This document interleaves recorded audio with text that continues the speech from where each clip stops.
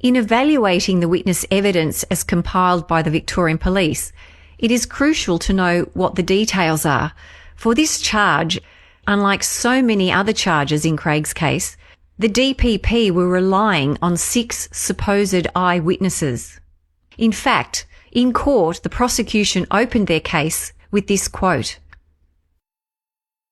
Fellow cast members C3 and chorus member 3, who performed as a phantom, all saw the accused man kiss C2 during the scene.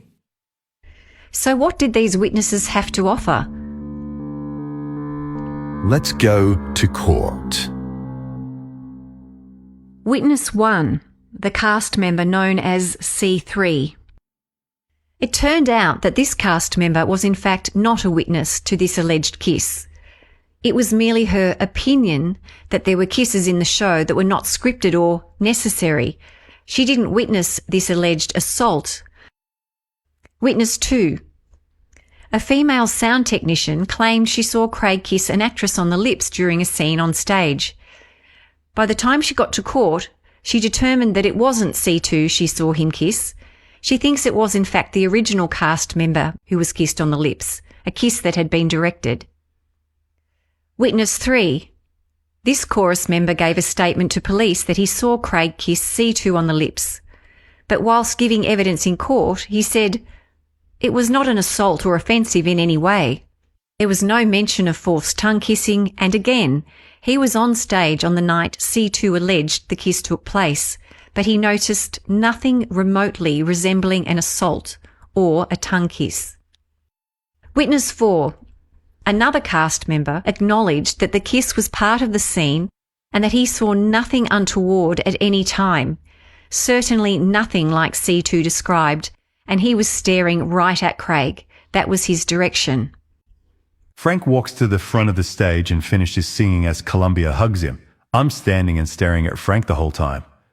I've watched this scene every single day. There is a gap of about 1 second in between Frank's sung lines.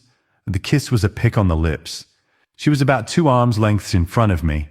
If Craig put his tongue in her mouth, I would have seen it, along with the 900 people in the comedy theatre. It was a small theatre. Witness 5. Chorus member 2 claims C2 told him about a kiss, but there was no mention of use of a tongue, and although he was on stage at the time of the alleged kiss, he saw nothing.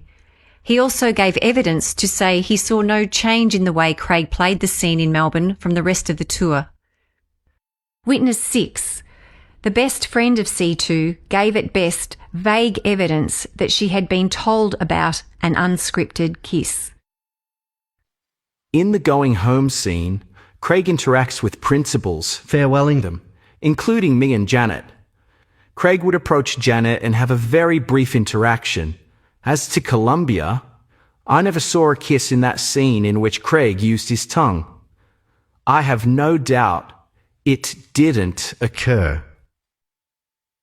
So what of the police investigation leading up to charges being laid against Craig? Firstly, it is shocking to me that the police failed to ascertain whether the fundamentals of the scene included a kiss between the characters of Columbia and Frankenfurter, because the fundamentals did include that kiss. All it would involve would be to watch an archival video of the show. That would be a representative video of the 2014 production, footage that was shot during that season of Rocky. Yet the police did not attempt to secure footage of the 2014 Rocky Horror Show production. Not only did they never ask the production company for footage, they did not subpoena the production company for footage.